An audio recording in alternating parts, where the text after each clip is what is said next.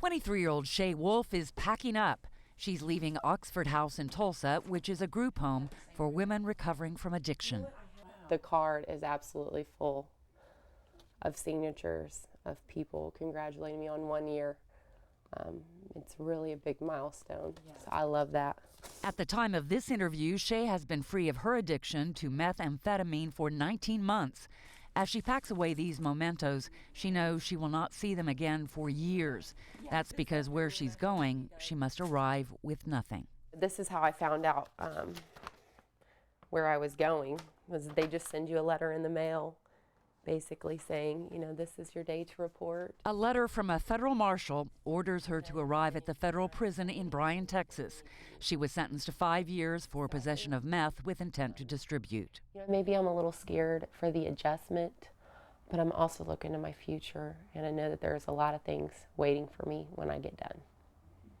Many people who have known SHAE throughout her life don't even know about her dark detour. Her past didn't foretell what was to come. While attending high school in Coweta, she was a standout. In her senior year, she was the homecoming queen. She was a star athlete. She was the first pick for center field for Oklahoma All-State softball. In fact, she went on a scholarship to Missouri State Southern University to play softball.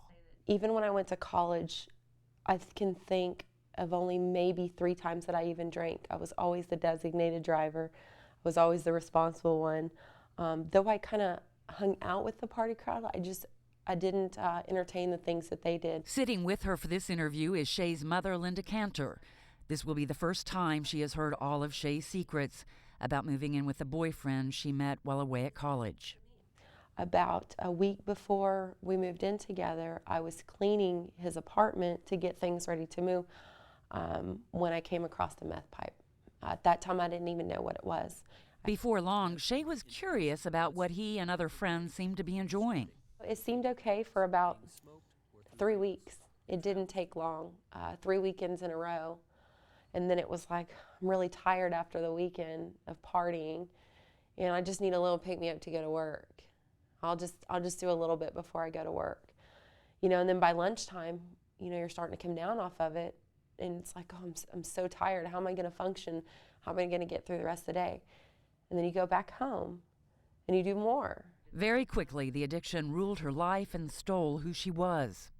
Now, today, rock bottom was getting arrested. At that time, it wasn't important. Being arrested, you know, it was high when I got arrested, and it had just, it didn't mean anything. It was just another bump in the road, and I'll worry about that, you know, when the time comes. It was about today. Prior to SHAE's arrest, Linda says there were signs of trouble, but they weren't signs she recognized at the time.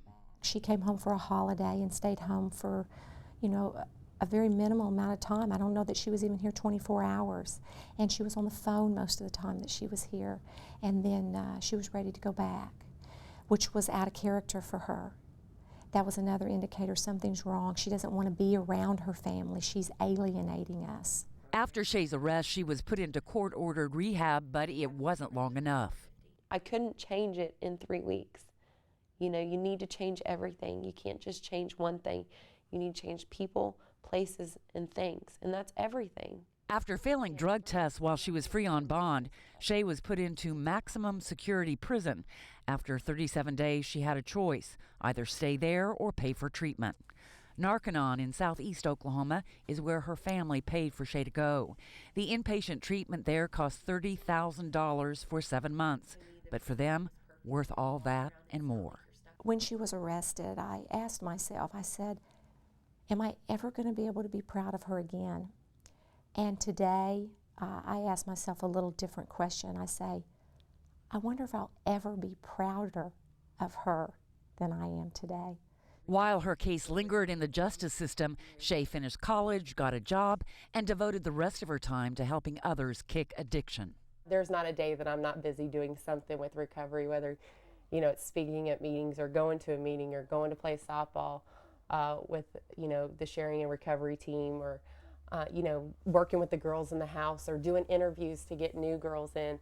It's always something. Still, after nearly 2 years clean, there is no escaping her federal prison fate.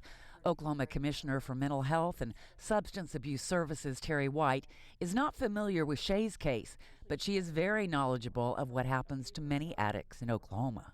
But there's this whole segment of population in prison that are there for nonviolent offenses, that the real issue is they have untreated mental illness and addiction. And prisons are very, very expensive. And so when our tax dollars go there, then they're not available for treatment resources. And the fact is, we know that treatment for addiction and mental illness for folks who are nonviolent offenders is much more effective and much less expensive than the prison system. And it's time we really talk about that policy shift. As for serving time, SHAE accepts her punishment and hopes that by telling her story, she can help someone else dealing with the madness of meth. It's a destructive path. From day one, it's a destructive path. Nothing good can come out of it. For the Oklahoma News Report, I'm Liz Exon.